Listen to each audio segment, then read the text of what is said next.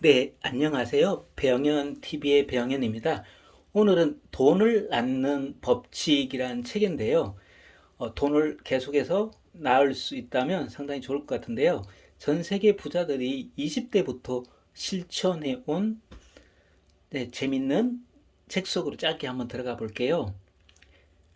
효율적으로 돈을 버는 부자는 돈이 들지 않는 취미를 즐긴다고 합니다.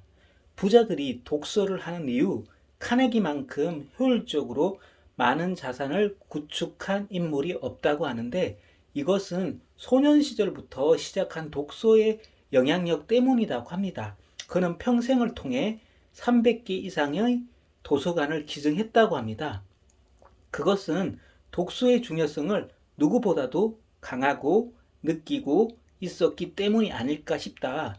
카네기는 멜론 대학을 설립한 까닭도 과학 교육을 사회에 보급하기 위해서였다고 하는데요.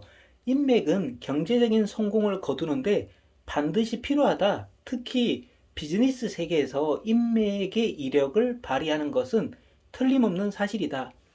성공한 실업가의 대부분이 힘있는 사람이 이끌어준 경험이 있다고 합니다. 본인의 능력만 있으면 충분하다고 여겨지는 스포츠나 예술 분야에서조차 인맥은 무시할 수 없다고 하는데요. 엇비슷한 능력을 지닌 사람들이 수두룩한 가운데 중요한 자리에 앉기 위해서는 역시 사람과의 관계가 힘을 발휘한다고 합니다. 인맥은 수가 아닌 질이 중요하다고 합니다. 첫째, 사람을 움직이는 힘을 지닌 인간은 아주 조금밖에 존재하지 않는다고 하는데요. 둘째, 사이가 좋은 관계와 신뢰할 수 있는 관계는 다르다고 합니다. 셋째, 인맥은 수가 아니라 질이 중요하다고 하는데요. 사람들과 원하는 관계를 맺기 위해서는 기본적으로 상대에게 어떤 이점을 제시할 필요가 있다고 하는데요. 이점이 없으면 사람은 결코 움직이지 않는다.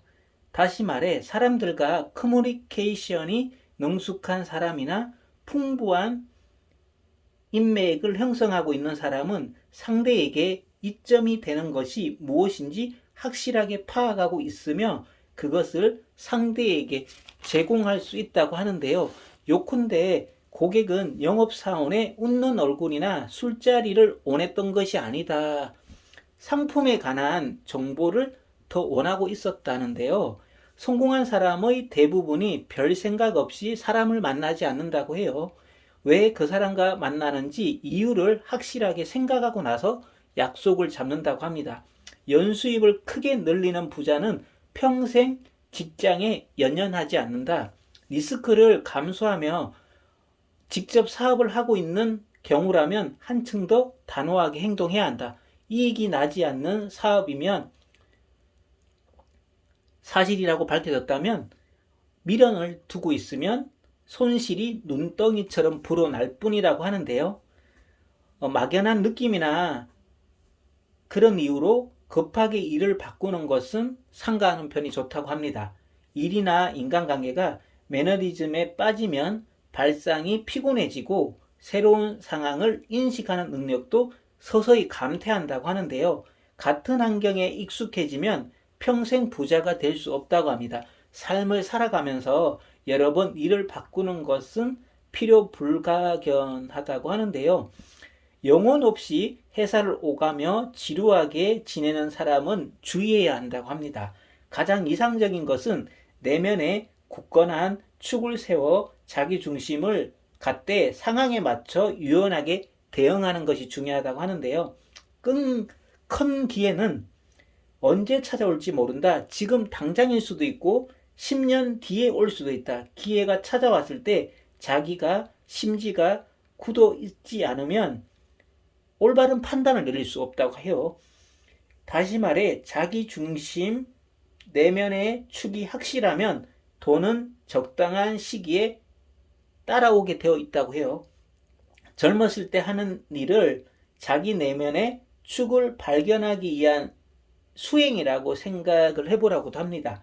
세계 최고의 투자자들은 매 순간 돈을 버는 방법을 고민한다고 합니다. 부자들은요. 늘 좋아요와 구독 감사합니다. 사랑합니다. 축복합니다.